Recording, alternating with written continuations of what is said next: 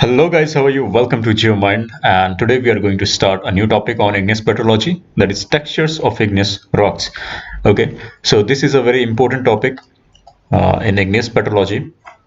So we are going to divide this topic in two parts. So this video is going to be the part first, and in the second video we will finish the whole topic. Okay, so as you know, igneous petrology series has been going on, and this video will be the part fourth of the igneous petrology video series.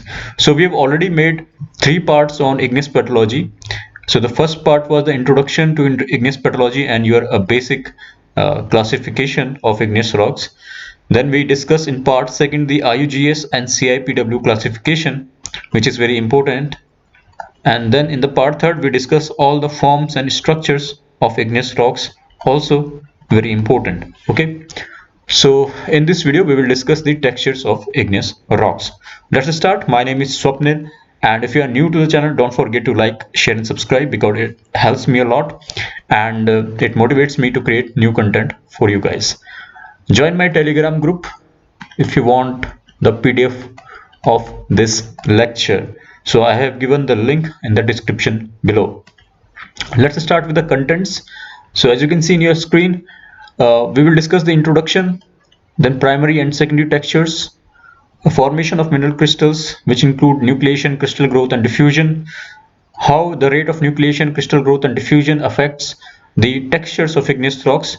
Also we will discuss all the factors which are important in determining textures of igneous rocks, such as rate of cooling, volatile content, viscosity, okay, all these things. Okay, then we will discuss the bimodal grain size, okay, and basic classification of textures which are given in your standard geology textbooks, okay, such as your G.W. Terrell and your K.M. Banger. K.M. Banger has pretty good classification, general classification of igneous rocks. Okay, so probably in the second video we will discuss the important textures. Okay, let me just, okay, important textures such as epitaxis, and these textures are given in advanced books such as J.D. Winter, Phillipotts or Frost. Okay, so spherulitic, comb, your variolytic, composition zoning, intergrowth textures such as graphic and myrmekite, granophyric, then perthitic and cumulate textures, you know. So all these textures we will discuss, which are very important and generally asked in the question papers for different exams. So we will discuss this in second video. Let's start with the textures definition and introduction. So as you see, the texture is the size, shape and arrangement of mineral grains in a rock. Okay, also it can also be defined as the mutual relationship of mineral grains and glassy matter in a rock. Texture is best studied under thin section. So thin section, अगर आप मेरी optical mineralogy की videos follow कर रहे हैं तो उस पर मैंने थिन सेक्शन को अच्छे से डिस्क्राइब किया है. So by the way, thin section एक रॉक की स्लाइस होती है जो 0.03 मिलीमीटर थिक होती है. तो इसको हम यूज करते हैं अपने पेट्रोलॉजिकल माइक्रोस्कोप में.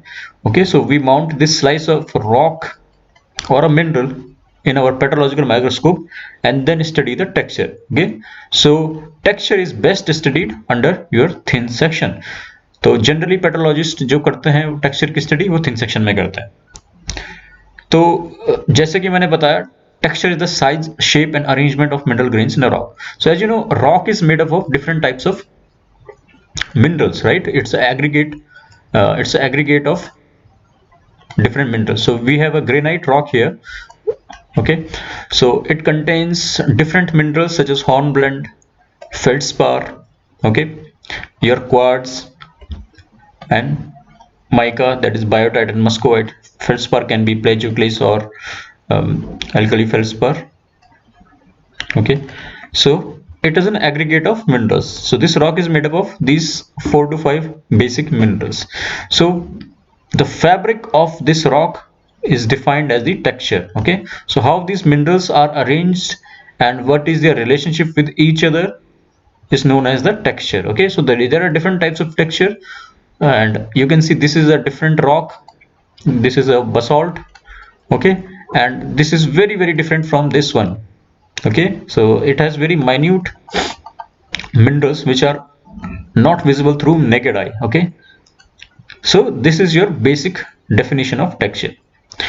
अब क्वेश्चन आता है why we read textures. So texture we read basically in order to find the genesis of rock. Okay, so its origin and history and its mineralogy and chemical composition. So that's why we study the texture, because by studying the texture we get a fairly basic idea about the rock's genesis, what is its mineralogy and composition. Now, division of textures. So textures can be divided under two principal categories. Okay, so first is your primary texture and secondary texture. Second is your secondary texture. So we will focus on primary texture because primary textures occur during igneous crystallization and result from interaction between minerals and melt. So generally when the rock is forming, the crystallization is happening. Okay, during the formation of a rock, igneous rock, the textures which we get during that process is called the primary texture. Okay, and secondary texture is your alteration that take place after the rock is completely solid. Okay, so after a rock has become a completely solid from magma, and after that due to weathering or any metamorphic processes, there is a texture developed in that rock. We call it as a secondary texture. So this is of no concern in igneous petrology, because secondary texture we usually discuss in metamorphic petrology. Okay, so we will discuss the primary texture here. So in primary texture we have to discuss the growth of crystal first, because as you know, minerals are your crystals, right? Because in order to call a substance a mineral, it has to have a crystalline structure. Okay, crystalline structure means ordered arrangement of atoms.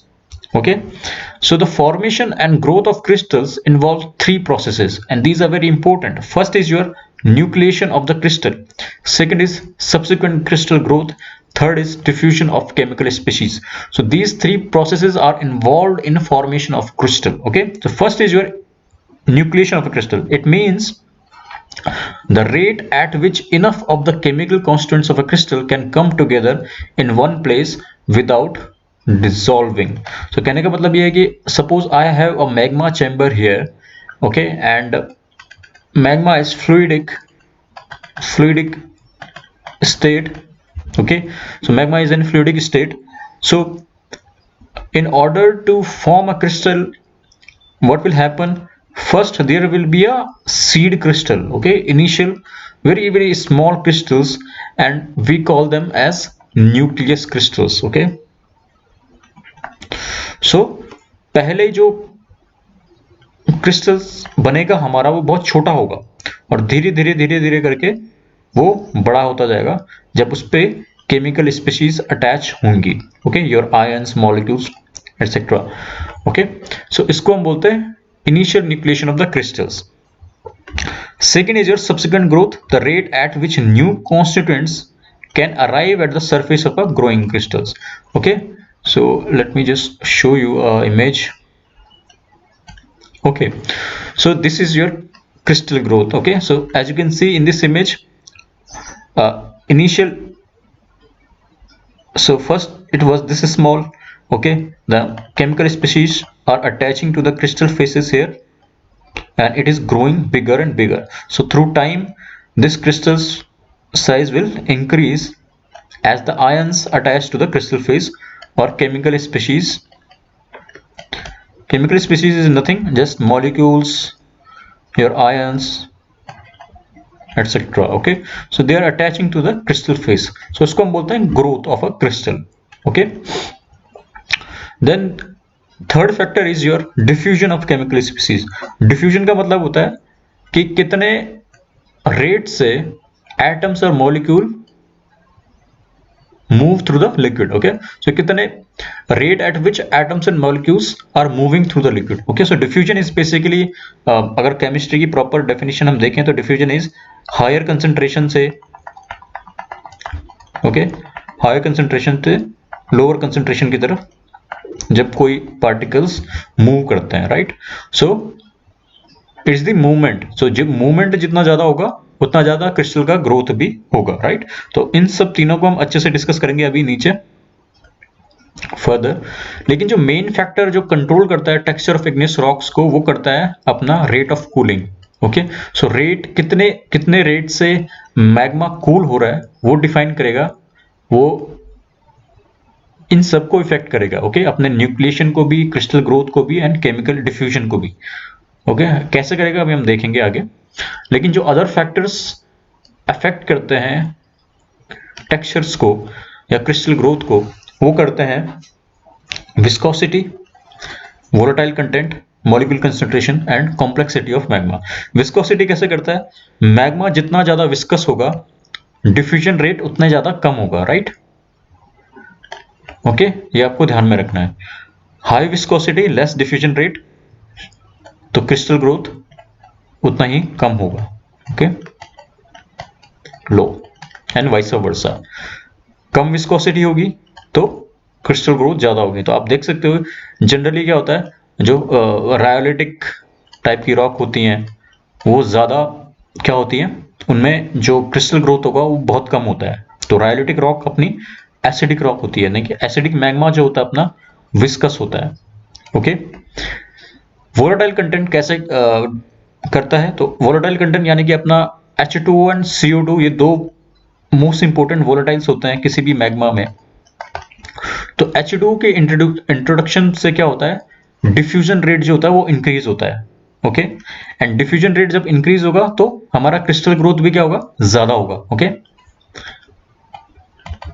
High diffusion, high crystal growth. So as you can see in the pegmatitic type of rocks, pegmatites, H2O content is high, so that's why we have very large crystals, right. And opposite happens in CO2. तो CO2 क्या करता है, अगर CO2 introduce होगा किसी भी rock में या मैग्मा में, तो वो डिफ्यूजन को डिक्रीज करेगा और इसका इनवर्स इफेक्ट होगा क्रिस्टल ग्रोथ पे. ओके, सो ये आपको ध्यान में रखना है. तो इसलिए हम CO2, कोई भी मैग्मा जो होता है अगर उसमें CO2 होता है तो उसको हम ड्राई मैग्मा बोलते हैं, right. So in case of aplite, aplite एक रायोलाइट की वैरायटी होती है जिसमें मैग्मा जो होता है वो ड्राई होता है. Now formation of crystals. So कैसे क्रिस्टल्स बनते हैं, तो हमने अभी देखा कि in order for a crystals to form in a magma, enough of the chemical constants must be there and they will make up the crystal. Okay, and they will have to first form the nucleus of a crystal. Okay, crystal एकदम से बड़ा नहीं बन जाता, उसके लिए एक छोटे सीड न्यूक्लियस की जरूरत होती है. ठीक है, फिर केमिकल कॉन्स्टेंट जो होंगे वो डिफ्यूज होंगे और धीरे धीरे क्रिस्टल बड़ा होता जाएगा. ओके, तो इन सब के बारे में हम अच्छे से पढ़ते हैं. तो सबसे पहले हम न्यूक्लिएशन के बारे में पढ़ते हैं. तो nucleation is a critical step in the development of a crystal before crystallisation can take place. Okay, तो क्रिटिकली साइज्ड एम्ब्रियोनिक क्लस्टर और a crystal nucleus must form. So that's what I am saying here. तो इसमें कुछ important points notes करने की जरूरत है. Nuclear crystals have higher surface area to volume ratio. सबसे पहली बात, कोई भी छोटी चीज होती है तो उसका जो सरफेस एरिया और वॉल्यूम रेशियो होता है वो ज्यादा होता है. ठीक है, तो उसका सरफेस एरिया हाई होता है. ओके, स्मॉल कोई भी चीज होगी, कोई भी आप अगर छोटा सा क्यूब लोगे आप ना, तो उसका जो सरफेस एरिया होगा और surface area to volume ratio होगा वो ज्यादा होगा किसी बड़े क्यूब से. ठीक है, ये फैक्ट है. तो low surface area to volume ratio. Okay, so high surface area to volume ratio होता है, और ये बात मैं कर रहा हूँ न्यूक्लियस छोटे क्रिस्टल्स की, ओके, एम्ब्रियोनिक क्रिस्टल की। दस high number of unbalanced ion at the surface, right, तो सरफेस पे ज्यादा आयन्स अटैच होंगे ऑब्वियसली, क्योंकि उसका सरफेस एरिया ज्यादा होगा। और रिजल्ट क्या होगा? Result is high instability of initial crystals due to large surface energy. तो under such conditions crystallization would be possible, but the prerequisite nucleation isn't. This requires greater degree of undercooling. अब यहाँ पे undercooling एक term आ चुका है और इसको आपने पकड़ के रखना है। undercooling का मतलब होता है cooling of a melt below the true crystallization temperature of a mineral। तो इसका कहने का मतलब क्या है? कहने का मतलब ये है कि हमारे पास छोटे छोटे न्यूक्लियस हैं, ठीक है। अब न्यूक्लियस की सरफेस एरिया टू वॉल्यूम ज़्यादा होता है और उसके कारण उसकी अनस्टेबिलिटी ज़्यादा होती है, तो फिर भी वो क्रिस्टल कैसे बना पाता है? उसके लिए क्या होता है, हमें टेम्परेचर को और ड्रॉप करना पड़ेगा। तो टेम्परेचर और ड्रॉप होता है तब जाके ये न्यूक्लियस स्टेबल हो पाता है, ठीक है। तो जो किसी भी मेल्ट का, अगर मान लो हमारे पास T1 जो है, इसका क्या है? मेल्टिंग या क्रिस्टलाइजेशन टेम्परेचर है, राइट। तो हमें T2 पे, यानी कि इससे थोड़ा और नीचे जाना पड़ेगा, तब जाके हमारा जो न्यूक्लियर क्रिस्टल होगा वो स्टेबल होगा, राइट। तो एक्चुअल सेंस में क्रिस्टलाइजेशन यहाँ पे पॉसिबल है, लेकिन न्यूक्लियस को स्टेबलाइज होने के लिए हमें टेम्परेचर और ड्रॉप करना पड़ेगा। तो ये कहने का मतलब है, ठीक है। तो requires greater degree of undercooling. Undercooling मतलब, undercooling is simply temperature below the melting point, okay. True crystallization temperature से हमें नीचे जाना पड़ेगा। तो crystals with simple structures tend to nucleate more easily than those with complex structures, ये भी आपको ध्यान में रखना है, ठीक है। तो क्रिस्टल्स जिनके सिंपल स्ट्रक्चर होंगे, जैसे कि आप ओलिविन, अगर आप मिनरल देखें तो उसका बहुत ही सिंपल स्ट्रक्चर होता है, ठीक है, तो वो इजीली न्यूक्लिएट हो जाता है। और कॉम्प्लेक्स स्ट्रक्चर वाले जो मिनरल्स होते हैं, सच एज योर क्वार्ट्ज, ठीक है, वो उतना इजीली न्यूक्लिएट नहीं हो पाता है। तभी आप देखते होंगे कि जो क्वार्ट्ज होता है वो बहुत ही बड़ा बड़ा पाया जाता है, ठीक है। ओलिविन मिनरल आपको बहुत कम मिलेंगे जो बहुत ही बड़े होंगे, ठीक है, वो छोटे छोटे न्यूक्लियस उनके होते हैं, ठीक है। तो ये बात रही न्यूक्लिएशन की। सेकेंड पे आते हैं crystal growth. So crystal growth involves the addition of ions on to the existing crystals और क्रिस्टल न्यूक्लियाई, ठीक है। तो हमारा न्यूक्लियाई जो है वो स्टेबल हो चुका है अंडर कूलिंग से, greater degree of under cooling, ये आपको ध्यान में रखना है, ठीक है। So nucleation requires greater degree of undercooling. So it greater degree of undercooling meaning below the true crystallization temperature of a mineral.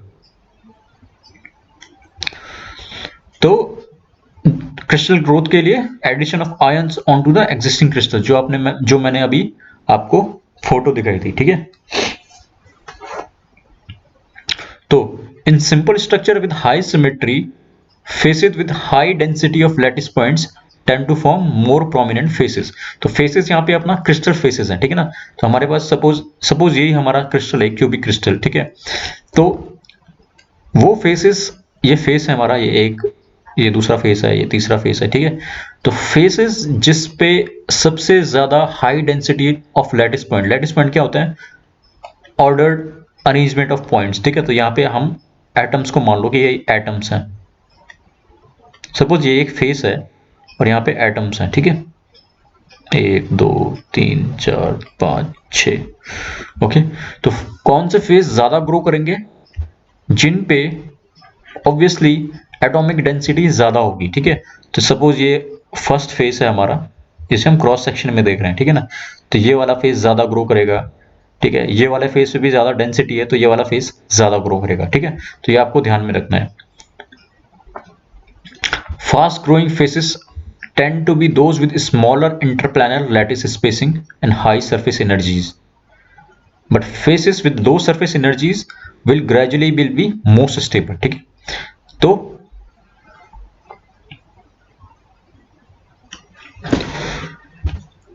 जिनकी एटॉमिक स्पेसिंग, जिस फेज की एटॉमिक स्पेसिंग क्या होगी, कम होगी, ठीक है, तो वो फास्ट ग्रोइंग फेसेस होंगे। लेकिन वो उतने स्टेबल नहीं होते हैं, not stable. Okay, so faces with low surface energy will be most stable and manifest themselves when growing freely in a liquid। Okay, तो ये 3 पॉइंट आपको ध्यान में रखना है, ठीक है। सिंपल स्ट्रक्चर में high symmetry faces of high density of lattice point will tend to form more prominent. Okay, यानी कि अच्छे से जो वेल डेवलप्ड फेसेस होंगे वो बनाएंगे। लेकिन वो फेस जिनका इंटरप्लानर लैटिस स्पेसिंग, ठीक है, कम होगी, स्मॉल होगी, यानी कि दो एटम्स के बीच डिस्टेंस स्मॉल होगा, वो फास्ट ग्रोइंग फेसेस होंगे बट लेस स्टेबल होंगे। एंड तीसरा, जिनकी लो सरफेस एनर्जी होगी लेकिन लैटिस पॉइंट दूर दूर होंगे, वो ज्यादा स्टेबल होंगे, ठीक है। फास्ट ग्रोइंग नहीं होंगे लेकिन स्टेबल होंगे। अब तीसरा आता है डिफ्यूजन पे हम। So for growth to proceed new material must diffuse through the melt. तो डिफ्यूजन आपको समझ आ गया है कि कितने अच्छे तरीके से जो केमिकल स्पीशीज हैं वो मूव कर रही हैं थ्रू द लिक्विड। ओके, कितनी मोबाइल हैं। So for growth to proceed new material must diffuse through the melt and reach the crystal surface. Okay,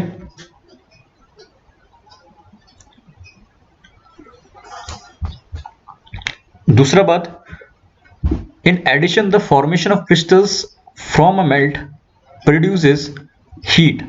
तो जब होता क्या है कि जब कोई crystal, suppose I have a crystal here, ठीक है, ये ग्रो कर रहा है और जो आयंस हैं या केमिकल स्पीशीज हैं वो डिफ्यूज हो रही हैं और ये यहाँ जा रही हैं क्रिस्टल के फेसेस पे और ये बड़ा होता जा रहा है, राइट। इट इज बिकमिंग बिगर। अब व्हाट इज हैपनिंग हियर, पहली बात तो ये डिफ्यूजन हो रहा है। Okay, second is when crystal is becoming larger it will release latent heat of crystallization। okay, it is merely the opposite of latent heat of fusion। okay, तो जब ये क्रिस्टल बड़ा होता जाएगा तो ये अपनी हीट छोड़ेगा। ओके, तो डिफ्यूजन का दूसरा इंपॉर्टेंट पॉइंट यहाँ पे ये है कि the heat released must also be able to diffuse away from the crystal। Okay, तो इसको भी उतने अच्छे तरीके से डिफ्यूज होना जरूरी है। किसको? हीट को। अगर ये अच्छे तरीके से हीट डिफ्यूज नहीं हुई तो टेम्परेचर ज्यादा बढ़ जाएगा और क्रिस्टलाइजेशन हमारा नहीं हो पाएगा, ठीक है, क्योंकि टेम्परेचर ज्यादा बढ़ेगा तो ऑब्वियसली टेम्परेचर हमारा क्रिस्टलाइजेशन टेम्परेचर से ज्यादा हो सकता है। तो डिफ्यूजन इतना इंपॉर्टेंट है, right, for growth of a crystal. पहला, chemical species must diffuse through the melt and attach on the crystal faces। Second is the latent heat of crystallization must also diffuse away from the crystal faces, okay, in order to maintain the crystallization temperature। For a constant cooling rate, the largest crystals will usually be those with most plentiful or fastest diffusing component। okay, तो ये आपको ध्यान में रखना है, जितना ज्यादा fast diffusion is proportional to the growth of crystals faces। okay, तो जनरली फास्ट डिफ्यूजन जो होता है वो लो विस्कोसिटी मैग्मा में ज्यादा होता है। फॉर एग्जांपल, जो अपना बेसिक मैग्मा होता है यानी कि जिसमें आयरन मैग्नीशियम होता है वो लेस विस्कस होता है अपने सिलिका वाले मैग्मा से यानी कि फेल्सिक मैग्मा से। तो low viscosity, higher diffusion growth of crystals are higher. Okay, diffusion rate is low in highly polymerized viscous melt such as silica rich या फेल्सिक मैग. ओके, तो ये आपको ध्यान में रखना है. ऑल्सो जो लो विस्कोसिटी मैग्मा होता है वो हाई टेम्परेचर का होता है, ठीक है ना, हाई टेम्परेचर विस्कोसिटी. ओके, ये अफेक्ट करते हैं डिफ्यूजन को. Small ions with low charges diffuse best, whereas large polymerized complex diffuse poorly. large polymerized complex का मतलब क्या है कि जो कॉम्प्लेक्स स्ट्रक्चर होंगे वो डिफ्यूज उतने अच्छे से नहीं हो पाएंगे, ठीक है. तो in general diffusion in a fluid is better than in a glass and better in a glass than in crystalline solids. Okay, तो जितना ज्यादा लेस विस्कस मैग्मा होगा उतना ज्यादा डिफ्यूजन अच्छा होगा. H2O की बात करें तो अभी मैंने डिस्कस किया था ऊपर वोलेटाइल कंटेंट में. H2O increases the diffusion rate and thus enhances growth of crystals. Okay, pegmatite एक बहुत अच्छा एग्जांपल है. पेग्माटाइट एक रॉक होती है जिसमें क्रिस्टल्स जो होते हैं वो 3-4 सेंटीमीटर से भी बड़े होते हैं, ठीक है. CO2 भी एक वोलेटाइल कंटेंट है, लेकिन CO2 का जो इफेक्ट होता है वो अपोजिट इफेक्ट होता है, ठीक है. तो वो ड्राई मैग्मा कहलाता है. एंड एप्लाइट एक रॉक होती है, वो बहुत ही फाइन ग्रेन्ड होती है. और फाइन ग्रेन्ड इसीलिए होती है क्योंकि ये ड्राई मैग्मा होता है और उसमें डिफ्यूजन अच्छे से नहीं हो पाता है. एंड दैट्स वाई हमारे क्रिस्टल्स जो होते हैं वो ग्रो नहीं कर पाते हैं, ठीक है. Shape of a crystal will be euhedral, यानी यूहेड्रल का मतलब क्या होता है, well developed faces.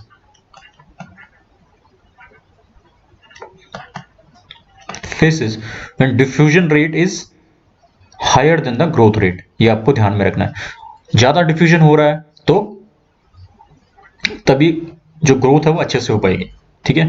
Example is your panidiomorphic texture. इसके बारे में डिस्कस करेंगे आगे. लैम्प्रोफायर में एक रॉक होती है, उसमें ये वेल डेवलप्ड क्रिस्टल फेसेस होते हैं. अगर ग्रोथ रेट ज्यादा है डिफ्यूजन रेट से, ठीक है, उल्टा है अगर, इन case of quench lava dendritic spherulitic texture is formed. अब dendritic texture क्या होता है इसको हम यहीं पे डिस्कस कर लेते हैं, ठीक है. तो इस पॉइंट को डिस्कस करते हैं कि जब ग्रोथ रेट ज्यादा है और डिफ्यूजन रेट कम है, ठीक है, तो when diffusion is slower than the growth, the zone of depleted liquid builds up at the crystal liquid interface. Crystal reach out in the thin tendrils beyond the zone to tap a supply of appropriate elements or coolerment. यहाँ पे आपको अगर समझ नहीं आ रहा तो अभी हम डिस्कस करेंगे इसको अच्छे से. तो सबसे पहले हम यहाँ देख लेते हैं कि ये एक टेक्सचर आपको यहाँ पे दिख रहा होगा. तो डेंड्रिटिक टेक्सचर क्या होता है, एक ट्री ब्रांच जैसा टेक्सचर होता है, ठीक है, कुछ ऐसे टाइप में होता है. डेंड्राइट्स का मतलब भी branching texture.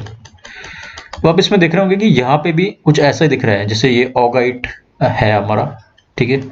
ऑगाइट is your क्लाइनोपैरोक्सीन, right.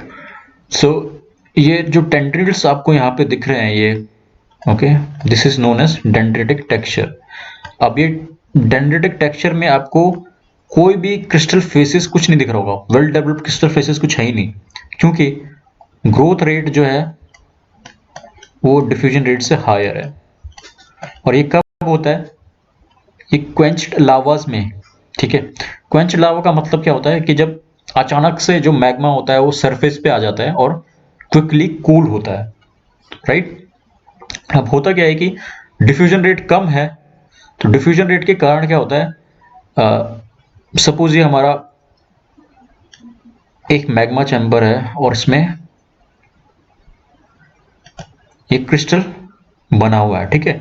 अब diffusion due to high cooling diffusion rate कम हुआ, तो जो ये केमिकल प्योर लिक्विड का मतलब ये है, जो ये केमिकल स्पीसीज इस क्रिस्टल को चाहिए वो केमिकल स्पीसीज इस प्योर लिक्विड में है, ठीक है, ये ऑरेंज पोर्शन जो है.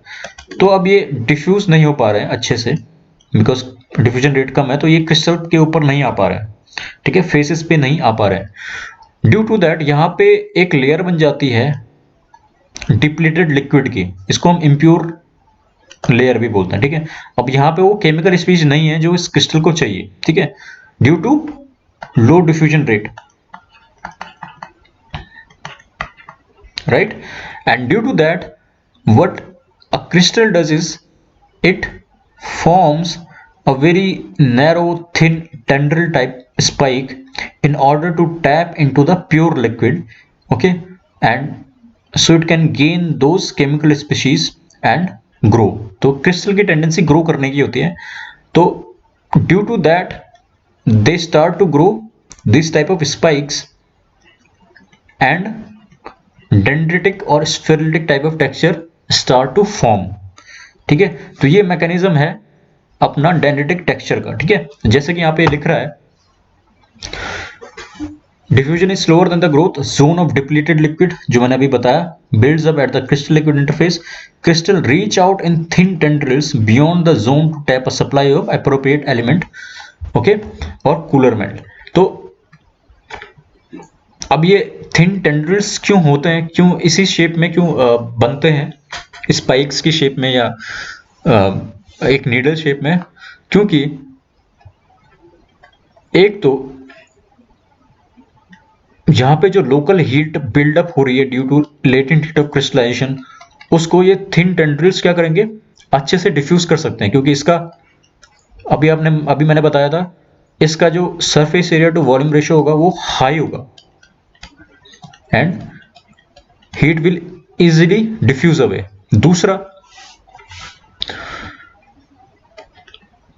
द स्पाइक कैन, क्योंकि लार्ज सरफेस एरिया है इसका, तो spike can lose the impurity component more easily, ठीक है। तो जो इम्प्योरिटी कंपोनेंट यहाँ पे बन चुका है, एक लेयर टाइप की बन चुकी है जो प्रिवेंट कर रही है डिफ्यूजन होने से, तो इस स्ट्रक्चर के कारण ये इम्प्योर लेयर जो है इजीली डिफ्यूज हो पाएगी, ठीक है। तो skeletal dendritic and spiky crystal of plagioclase, olivine, pyroxene and magnetite occur in quenched volcanic rocks. तो ये आपको ध्यान में रखना है, क्वेंच्ड का मतलब होता है रैपिड कूलिंग, ओके। और कोमाटाइट्स भी एक इसका अच्छा सा एग्जांपल। तो अभी हम एग्जांपल देखते हैं। तो यहाँ पे आपने देख लिया, ये थिन टेंड्रिल्स बन चुके हैं ऑगाइट के, और कोमाटाइट एक टेक्सचर होता है, इस कोमाटाइट एक रॉक होती है, आर्किन रॉक, ओके, अल्ट्रामाफिक है ये। आर्किन मतलब लगभग 2.5 बिलियन से ओल्ड जो रॉक है, ये अल्ट्रामाफिक इन नेचर, ठीक है, जिसमें सिलिका कंटेंट लेस देन 45% होता है, ठीक है। तो ये स्पिनिफेक्स टेक्सचर शो करते हैं, तो it's a type of dendritic texture. तो ये आप देख सकते हो, ये कोमाटाइट रॉक है, ओके, ये वाला, एंड इसमें ये आपको ये ऐसे रेडिएटिंग लाइंस दिख रही होंगी, तो ये ओलिवीन के क्रिस्टल्स हैं, ठीक है, and they are growing due to that mechanism which I have already discussed here. दूसरा, स्केलेटल टेक्सचर भी इसी के कारण बनता है। तो स्केलेटल टेक्सचर में आप देख रहे हो ये थिन नीडल्स टाइप के, ओके, तो ये इसी मैकेनिज्म से बने हुए हैं, ठीक है। तो ये प्लेजियोक्लेस का है,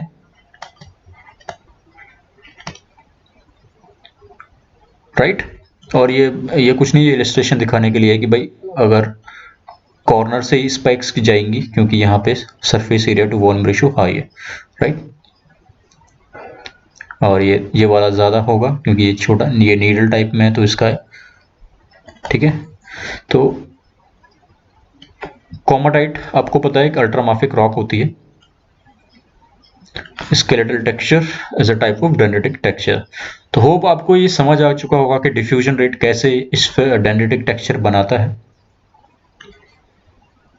और अब हम आगे बात करेंगे, ये अपना स्फेरुलेटिक टेक्सचर है। Spherulites are radiating masses of fibrous crystals in the glassy matrix. तो आपको देख रहे होंगे ये एक सेंटर से न्यूक्लिएट कर रहे हैं, देयर समथिंग लाइक दिस। इसको हम अभी आगे डिस्कस भी करेंगे। अब हम आते हैं rates of nucleation, growth and diffusion. तो rates of nucleation, growth and diffusion कैसे अफेक्ट करते हैं टेक्सचर्स को, ये भी हम देखेंगे। Whichever rate is the slowest will be the overall rate determining the processes and exert the most control on crystallization। पहला पॉइंट, इन तीनों में से जो रेट सबसे स्लो होगा वो टेक्सचर को डिफाइन करेगा, राइट। तो अभी मैंने बोला था कि अभी मैंने डेंड्रिटिक टेक्सचर के फॉर एग्जांपल डेंड्रिटिक टेक्सचर की बात की थी, जिसमें अपना स्केलेटल टेक्सचर आता है, स्फिनिफेक्स। आपको टेक्सचर के नाम याद रखना बहुत इंपॉर्टेंट है, राइट। स्फिनिफेक्स टेक्सचर आता है, तो क्योंकि इसमें डिफ्यूजन रेट सबसे स्लो था तो वही इसको डिटरमाइन कर रहा था, ठीक है, टेक्सचर को। और कैसे डिटरमाइन कर रहा था ये अभी मैंने बता दिया है आपको। अगर आपको फिर भी ये समझ नहीं आएगा तो मैं अच्छे से आपको टेलीग्राम ग्रुप में बता दूंगा, लेकिन मैंने ये अच्छे से समझा दिया आपको कि ये टेंड्रिल्स के फॉर्म में या स्पाइक्स के फॉर्म में क्यों होता है। Okay, second, the cooling rate is an important externally controlled variable that influences the rate of growth rate of other crystal forming processes, ठीक है।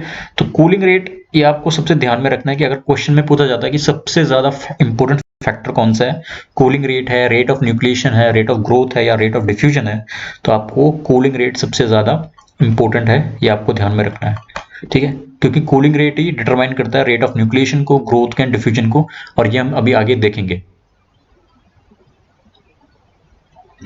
The rates of both nucleation and crystal growth are strongly dependent on the extent of undercooling। तो यहाँ पे आपको ध्यान में रखना है कि अंडरकूलिंग रेट ऑफ कूलिंग ही है, ठीक है। तो अंडरकूलिंग अभी क्या बोला था मैंने, अंडरकूलिंग वो होता है कि जब टेम्परेचर क्रिस्टलाइजेशन टेम्परेचर से नीचे जाता है, ठीक है, नीचे चल जाता है, उसको हम क्या बोलते हैं, अंडरकूलिंग बोलते हैं of magma. Initially undercooling enhances both rate but further cooling decreases kinetics and increases viscosity, thus inhibiting the rates, ठीक है। तो कहने का मतलब ये है कि हम अभी देखेंगे इसको डायग्राम में, ठीक है। तो ये अगर आपको समझ नहीं आया तो अभी समझाऊंगा मैं इसको। Number 4, the maximum growth rate is generally at higher temperature than is the maximum nucleation rate because it is easier. तो अभी मैंने बताया था कि जो सीड क्रिस्टल होता है यानी कि अपना न्यूक्लियस क्रिस्टल जो होता है, जब वो क्रिस्टलाइजेशन टेम्परेचर से हम नीचे आ जाते हैं तो न्यूक्लियस क्रिस्टल, सपोज हमारे पास दो टेम्परेचर हैं, दिस इज T1 अपना क्रिस्टलाइजेशन टेम्परेचर एंड ये टेम्परेचर डाउन हो रहा है, ये हमारा T2 टेम्परेचर है। अब होता क्या है कि किसी भी क्रिस्टल को बनने के लिए न्यूक्लियस क्रिस्टल की जरूरत होती है, अभी हमने डिस्कस किया। अब लेट्स से हमारे पास दो न्यूक्लियर क्रिस्टल बन रहे हैं, एक यहाँ पे बन रहा है और एक यहाँ पे बन रहा है, right, just below the crystallization temperature, ठीक है। तो let's say T1 is around 1000 degree Celsius and this is around let's say 900 degree Celsius, okay, not that too much low, तो 100 डिग्री का अंतर है। अब एक न्यूक्लियस यहाँ पे बन रहा है, अब मैंने बताया था कि इसका surface area to volume ratio high होगा, ड्यू टू दैट इसकी सरफेस एनर्जी हाई होगी और अनस्टेबल होगा। तो यहाँ पे अगर न्यूक्लियस क्रिस्टल बन रहा है तो ये अनस्टेबल हो जाएगा and it will diffuse away, ठीक है। यहाँ पे जो बन रहा है ड्यू टू लो टेम्परेचर ये स्टेबल रहेगा, ठीक है। लेकिन क्रिस्टलाइजेशन यहाँ पे भी पॉसिबल है, लेकिन न्यूक्लिएशन यहाँ पे पॉसिबल है, यहाँ पे पॉसिबल नहीं है, ठीक है। तो ये धीरे धीरे करके क्रिस्टल अपने बनाएगा, ठीक है। और इस टेम्परेचर पे भी जब ये क्रिस्टल बड़ा हो जाएगा तो यहाँ पे भी क्रिस्टलाइजेशन पॉसिबल है, ठीक है। कहने का मतलब ये, तो वो यही बोल रहा है कि maximum growth rate is generally at higher temperature. तो इस टेम्परेचर पे ग्रोथ रेट हाई हो जाएगी क्योंकि डिफ्यूजन इजिली पॉसिबल है और ये क्रिस्टल बड़ा हो चुका है, तो ये स्टेबल हो चुका है, ठीक है। Because it is easier to add an atom with high kinetic energy onto high kinetic energy मतलब at high temperature onto an existing crystal lattice than to have a chance encounter of several such atoms at once to form embryonic cluster, ठीक है। embryonic cluster का मतलब वही है अपना nuclear crystal. Further अंडरकूलिंग inhibits का मतलब होता है हिंडर या रोकना growth, because atoms have to diffuse farther to add on to few existing crystals and it is easier for the slowed atom to nucleate in local clusters than to move far। तो कहने का मतलब यही है कि high temperature पे क्या है, एटम्स जो होंगे वो बिगर क्रिस्टल पे अटैच होते जाएंगे एंड जो बड़ा क्रिस्टल होगा वो ग्रो करेगा। लेकिन थोड़ा लो टेम्परेचर पे क्या होगा, सपोज ये हमारा बड़ा क्रिस्टल है लो टेम्परेचर पे, ठीक है, और हमारे एटम्स स्पीशीज जो है वो डिफ्यूजन के लिए तैयार हैं, ठीक है। तो सपोज ये हमारा मान लो एक एटम है या मॉलिक्यूल है जो भी, वो इस क्रिस्टल फेज पे जाना चाह रहा है यहाँ पे एट लो टेम्परेचर, लेकिन वो थोड़ा लो डिफ्यूजन रेट के कारण नहीं जा पाएगा और वो यहीं पे ही अपना एम्ब्रियोनिक क्रिस्टल बनाएगा, ठीक है। तो न्यूक्लिएशन रेट जो होगा वो इस टेम्परेचर पे ज्यादा होगा, लेकिन क्रिस्टल ग्रोथ रेट इस टेम्परेचर पे ज्यादा होगा क्योंकि यहाँ पे काइनेटिक एनर्जी ज्यादा है क्योंकि हाई टेम्परेचर है। तो अपना एम्ब्रियोनिक क्रिस्टल ना बना के वो सीधा क्रिस्टल के फेस पे अटैच हो जाएगा, ओके, एंड क्रिस्टल ग्रो करने लगेगा। तो अभी हम देखते हैं आगे डायग्राम्स में। तो ये एक फेमस डायग्राम है nucleation growth rate and melting point का और टेम्परेचर का। इस डायग्राम में आप ध्यान से देखिए कि temperature left to right increase हो रहा है, okay, high temperature low temperature. ये ग्रोथ रेट है रेट है दोनों का, ग्रोथ रेट और न्यूक्लिएशन का रेट, ठीक है, अपने वाई एक्सिस पे इंक्रीज हो रहा है। ये अपना मेल्टिंग पॉइंट है, ठीक है। तो this T A, let's call this as T M, your melting point, ठीक है। इससे ऊपर अपना जो मैग्मा है वो लिक्विड में है, ओके। तो आप देख सकते हो कि for a small degree of under cooling, यानी कि टी ए, अंडर कूलिंग का मतलब क्या हो गया, जब टेम्परेचर मेल्टिंग पॉइंट या क्रिस्टलाइजेशन टेम्परेचर से नीचे चल जाता है, तो for a small degree of under cooling यानी कि टी ए पे क्या है, ग्रोथ रेट आपको हाई दिख रहा होगा। तो ये जो डार्क लाइन है वो हाई है, ठीक है, and nucleation rate is very low, right. This is your nucleation, मतलब एम्ब्रियोनिक क्रिस्टल नहीं बन रहे हैं, ग्रोथ ज्यादा हो रही है, जो मैंने अभी बताया था। और क्यों हो रही है उसका रीजन भी मैंने दिया है, ओके।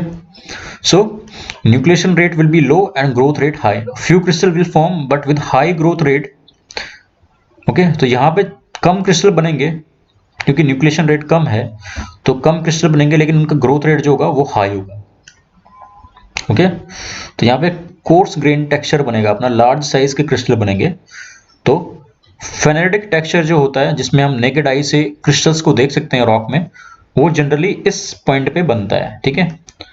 अब हम टीबी पे आ जाते हैं। Further cooling of the magma, यानी कि अंडर कूलिंग जब और ज्यादा हो जाएगी तो क्या होगा, एम्ब्रियोनिक क्रिस्टल्स बनने लगेंगे, यानी कि न्यूक्लिएशन रेट जो होगा वो हाई हो जाएगा, आप देख रहे हो, एंड ग्रोथ रेट जो होगा वो बहुत ही लो हो जाएगा, okay. So if rocks are undercooled to TB, the nucleation rate exceeds the growth rate and many small crystals are formed. क्यों फॉर्म होते हैं, क्योंकि काइनेटिक्स लो हो जाती है and it is easier to form embryonic crystals, it easier, ठीक है। किसी भी एटम को इस डिस्टेंस पे जाने पे ज्यादा रहेगा बजाय इस डिस्टेंस पे जाके अटैच होने में, क्योंकि यहाँ पे वो इजिली एम्ब्रियोनिक क्रिस्टल्स बना सकते हैं due to low temperature, okay, and low kinetics. तो रिजल्ट जो होगा वो एफेनेटिक टेक्सचर, यानी कि हम नेकेड आई से नहीं देख सकते हैं, ठीक है, क्रिस्टल्स को, लेकिन छोटे छोटे क्रिस्टल्स बनेंगे हम जिनको हम नेकेड आई से नहीं देख सकते हैं, ठीक है। फिर very high degree of under cooling, और ज्यादा हम टेम्परेचर को लोअर करेंगे तो ना न्यूक्लिएशन होगा ना ग्रोथ होगा और सीधा हमारा ग्लास बन जाएगा, ठीक है। Result in negligible rates of nucleation and growth, so that liquid solidified to glass with very few or almost no crystal and hollow hyaline texture हमारा बनेगा, ठीक है।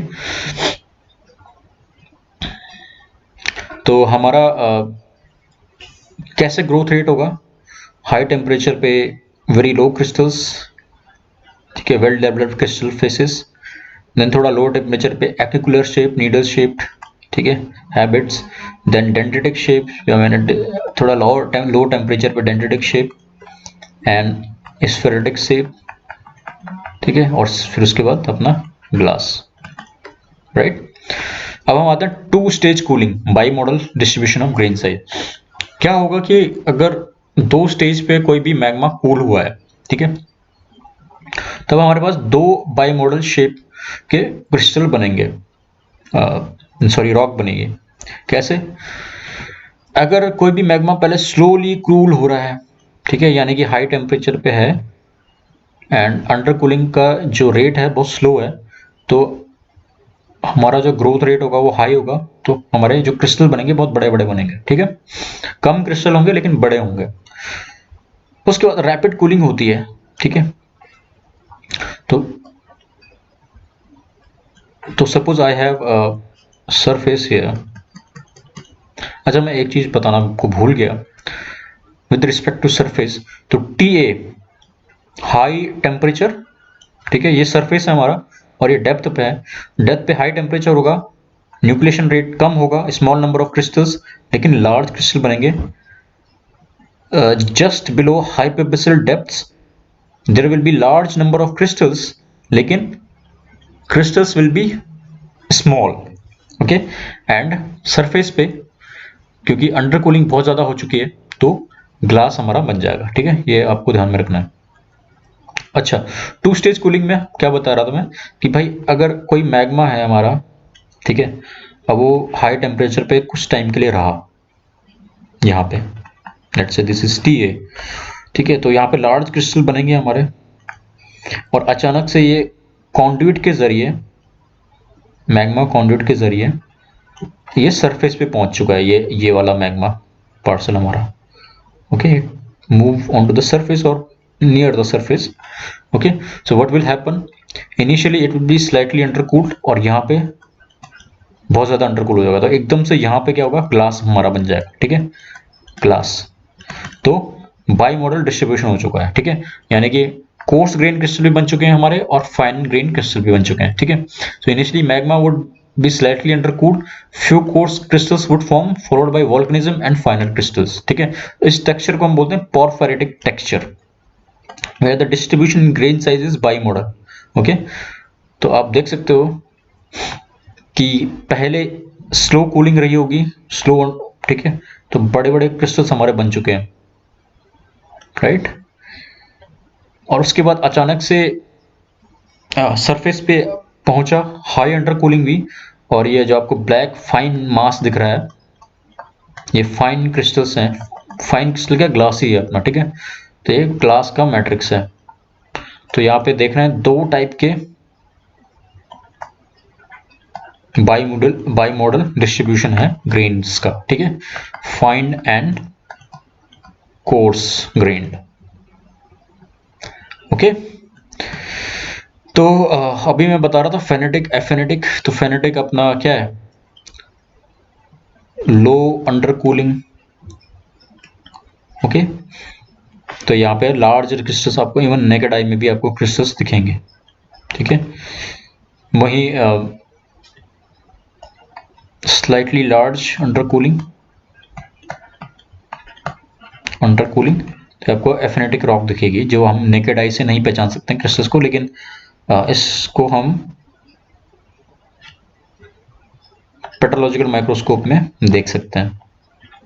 ठीक है, और फिर ग्लास होगा, तो ग्लास हम पेट्रोलॉजिकल माइक्रोस्कोप में भी हम देख नहीं सकते। ठीक है, ये ऑब्सीडियन रॉक है हमारी। अब हम आते हैं बेसिक क्लासिफिकेशन ऑफ टेक्सचर्स पे। तो के.एम. बांगर एक बुक है जियोलॉजी की।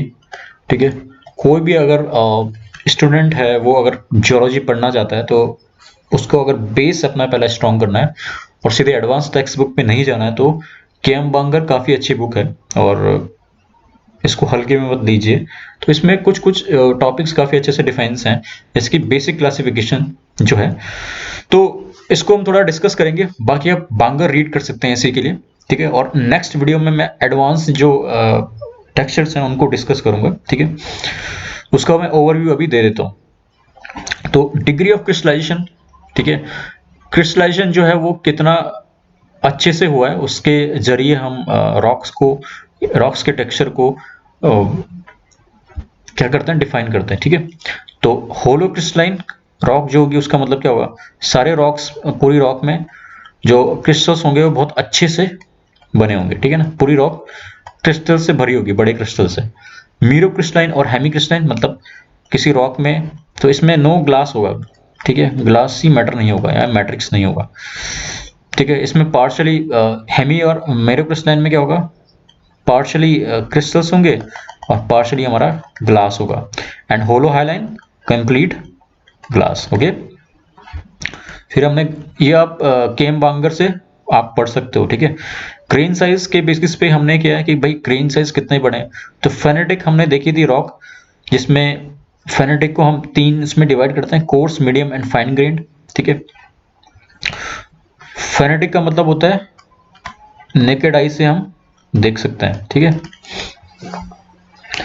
तो फाइन ग्रेन्ड यानी कि क्रिस्टल का साइज जो है वो 1 मिलीमीटर डायमीटर से कम है। ठीक है, सोर ग्रेन्यूल्स के आसपास, लेकिन हम देख सकते हैं उसको। Medium grain 1 to 5 millimetre diameter अगर आपका क्रिस्टल्स के साइज है रॉक में। कोर्स ग्रेन 5 से 50 millimetre and very coarse grain 50 millimetre in diameter. Pegmatite इसका एग्जाम्पल है। फिर एफेनेटिक रॉक आती है। एफेनेटिक रॉक्स वो रॉक्स जिसमें हम क्रिस्टल्स को नेकेड आई से नहीं देख सकते हैं, जैसे कि मैंने अभी बताया था। ये एफेनेटिक रॉक है, इसमें आप नेकेड आई से आप क्रिस्टल्स को नहीं देख सकते हैं। तो एफेनेटिक को भी हमने 2 तरीके में डिवाइड कर चुके हैं। ठीक है, micro crystalline and crypto crystalline. Micro crystalline वो रॉक होती हैं जिसको हम नेकेड आई से देख नहीं सकते, जिनके क्रिस्टल्स को, लेकिन हम माइक्रोस्कोप के अंडर हम उसको देख सकते हैं। ठीक है, क्रिस्टल्स को। क्रिप्टो क्रिस्टलाइन में हम इवन माइक्रोस्कोप के अंडर भी क्रिस्टल्स को नहीं देख सकते। ठीक है, तो ये रही एफेनेटिक की बात। अब आते हैं शेप ऑफ ग्रेन्स या क्रिस्टल्स का ग्रेन्स। ठीक है, तो यूहेड्रल टेक्सचर क्या होगा, जिसमें जो रॉक होगी अगर उसके अंदर जो ग्रेन्स हैं वो उनके फेसेस जो है वो बहुत ही अच्छे से डेवलप्ड हैं। ठीक है, क्रिस्टल्स के faces. Euhedral, subhedral crystal, partially developed crystal faces. ठीक है, यानी कि ऐसे कुछ। ठीक है, तो ये पार्शली डेवलप्ड है, यानी कि यहाँ पे क्रिस्टल फेस अच्छा है, ये भी अच्छा है, ये भी अच्छा है, लेकिन यहाँ पे क्रिस्टल फेस जो है वो डेवलप नहीं है। ठीक है, और अगर ऐसे क्रिस्टल्स किसी रॉक में मिलते हैं तो उसको हम बोलेंगे सबहेड्रल टेक्सचर। एनहेड्रल का मतलब क्रिस्टल फेसेस नहीं है, क्रिस्टल्स तो है लेकिन क्रिस्टल फेस नहीं है। फिर म्यूचुअल रिलेशनशिप ऑफ ग्रेन्स, जिसमें हम इक्विग्रेन्युलर, इनइक्विग्रेन्युलर, डायरेक्टिव एंड इंटरग्रुप टेक्सचर। ठीक है, तो इसमें क्या है कि अगर क्रिस्टल्स हैं उनका शेप जो है वो लगभग इक्वल है सारे क्रिस्टल्स का किसी भी रॉक में। ठीक है, इक्वल शेप के हैं लगभग सारे, तो उसको हम बोलेंगे इक्विग्रेन्युलर। तो उसमें कौन कौन से टेक्सचर आते हैं, पेनिडियोमॉर्फिक, हिपिडियोमॉर्फिक एंड एलोट्रायोमॉर्फिक। ठीक है, पेनिडियोमॉर्फिक मतलब यूहेड्रल है, यानी कि उसमें ग्रेन्स जो है वो वेल डेवलप्ड है। हिपिडियोमॉर्फिक मतलब इक्वल ग्रेन है लेकिन ग्रेन जो है वो सबहेड्रल यानी कि पार्शली डेवलप्ड है। एलोट्रायोमॉर्फिक एनहेड्रल ग्रेन्स हैं। ठीक है, तो ये आपको ध्यान में रखना है कि ये पेनिडियोमॉर्फिक, हिपिडियोमॉर्फिक एंड एलोट्रायोमॉर्फिक में ग्रेन साइज इक्वल रहते हैं, लेकिन ग्रेन की जो क्वालिटी है वो अलग अलग रहती है। ठीक है, कोई यूहेड्रल होगा, हिपिडियोमॉर्फिक सबहेड्रल होगा एंड एलोट्रायोमॉर्फिक एनहेड्रल होगा। इनइक्विग्रेनुलर की बात करें तो ग्रेन साइज अगर अनइक्वल है रॉक्स में तो फिर प्रोफायरेटिक, जिसमें मैंने अभी बात की थी, and poikilitic. Then intergranular, intersertal and directive texture. Porphyritic के मैंने डिस्कस कर दिया है। ठीक है, जिसमें लार्ज क्रिस्टल होते हैं एंड देन फाइन ग्रेन्ड होता है। ठीक है, पोइकेलिटिक, पोकेलिटिक नहीं है, पोइकेलिटिक है। पोइकेलिटिक में क्या होता है, ये हम जो नेक्स्ट पार्ट रहेगा उसमें हम डिस्कस करेंगे सेकंड पार्ट में। ठीक है, इसमें बेसिकली कुछ नहीं होता है। ये मैंने डायग्राम बना चुका है, हाँ ये मैंने डायग्राम बना लिया। तो पोरफायरेटिक ये हो गया, ये वाली। एंड पोइकेलिटिक में क्या होता है, एक पोरफरी होती है यानी कि बड़ा सा क्रिस्टल होता है, उसके अंदर छोटे छोटे क्रिस्टल्स क्या होते हैं, इंक्लूडेड रहते हैं। ठीक है ना, तो इस केस में जो पोरफायरेटिक टेक्सचर होते हैं इसमें फिनोक्राइस्ट इसको बोलते हैं। इस मिनरल ग्रेन को, जो बड़ा मिनरल ग्रेन होता है उसको हम फिनोक्राइस्ट बोलते हैं, और ये ग्राउंड मास होता है यानी कि मैट्रिक्स होता है। पोइकेलिटिक टेक्सचर में क्या होता है, ये फिनोक्राइस्ट को हम ओइकोक्राइस्ट बोलते हैं, और जो इसके अंदर जो इंक्लूडेड मिनरल्स होते हैं उसको हम बोलते हैं चैडीक्राइस्ट। ओके, तो ये टर्मिनोलॉजी आपको ध्यान में रखनी है।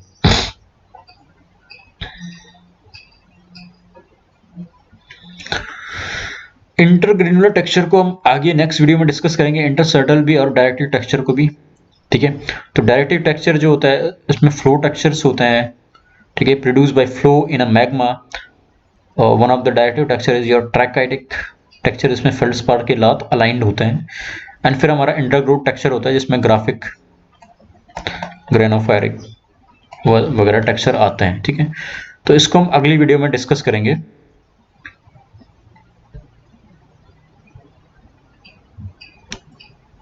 तो ये भी मैं अगली वीडियो में डिस्कस करूंगा इसको। तो फ्लो टेक्सचर की मैं बात कर रहा था, तो फ्लो टेक्सचर आप देख सकते हो कि लेट मी जस्ट ओके,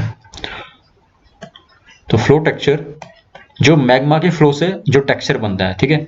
तो ट्रैकेटिक एक one of the flow texture है जिसमें जो आप देख रहे होंगे कि यहाँ पे जो ये तो बड़ा सा फिनोक्रेस्ट है, ठीक है, जो छोटे छोटे लैथ्स हैं, ठीक है, दे आर अरेंज्ड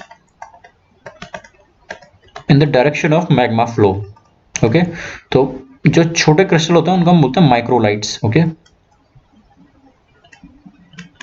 तो ट्रैकेटिक में जो ये छोटे क्रिस्टल्स होते हैं उसको हम बोलते हैं, सॉरी, वो प्लेजोक्लेस के होते हैं।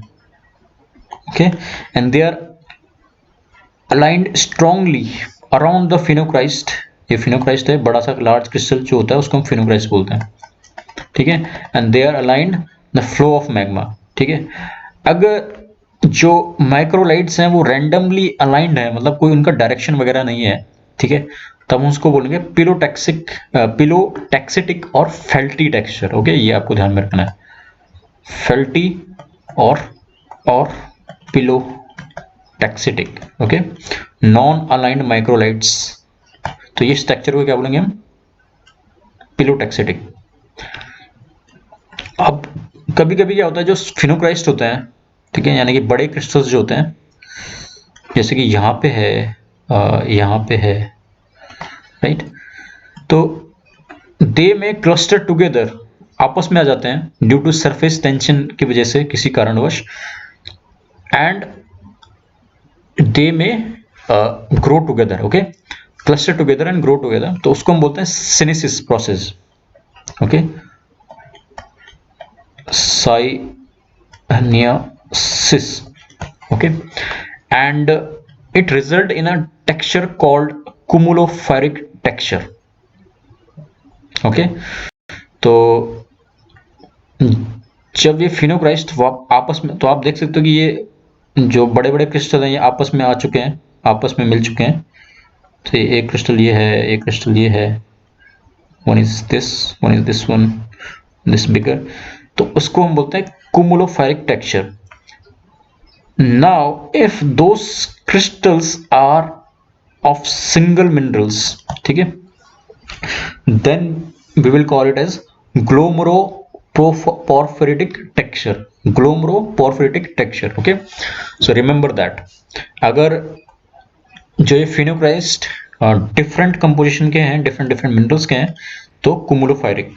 अगर सेम कंपोजिशन का मिनरल है, मिनरल फिनोक्राइस्ट है, तो ग्लोमेरोपोर्फिरिटिक। ओके, तो यहाँ पे ये जो टेक्सचर है लगभग सेम कंपोजिशन के मिनरल लग रहे हैं, तो इसको हम बोलेंगे ग्लोमेरोपोर्फिरिटिक टेक्सचर। ओके, बाकी ये फ्लो बेंडिंग है, तो ये एक्चुअली में टेक्सचर नहीं बोल सकते हैं इसको हम बोलेंगे structure, micro structure. So mingling of two magnetic liquid either in chamber, magma chamber और as flow can create flow banding alternate layer of different composition। तो आप देख सकते हो ये फ्लो बेंडिंग है। This is not a texture, I would say this is a micro structure. तो पर कभी कभी मेरी राइटिंग फास्ट है तो इसलिए आप bear with me। So micro structure को कभी कभी टेक्सचर की श्रेणी में भी रख दिया जाता है। So this was all about today's lecture. अगर आपको ये वीडियो पसंद आई है तो आप लाइक और शेयर जरूर करना। ओके, एंड सेकेंड वीडियो में मैं आपको जेडी विंटर में जो टेक्सचर दे रखे हैं जो काफ़ी इंपॉर्टेंट है, जैसे रप्पा कीवी टेक्सचर, ठीक है, एपिटेक्सिस, इन सभी को डिस्कस करूंगा। तो ये आपको नेक्स्ट वीडियो में आपके पास आ जाएंगे, ठीक है। तो ये सब मैं नेक्स्ट वीडियो में डिस्कस करेंगे। अक्यूमुलेटेड, क्यूमुलेट, ठीक है, ये क्या क्या होता है ये मैं नेक्स्ट वीडियो में डिस्कस करूंगा। Okay, so that's it for today's video. Thank you and good bye.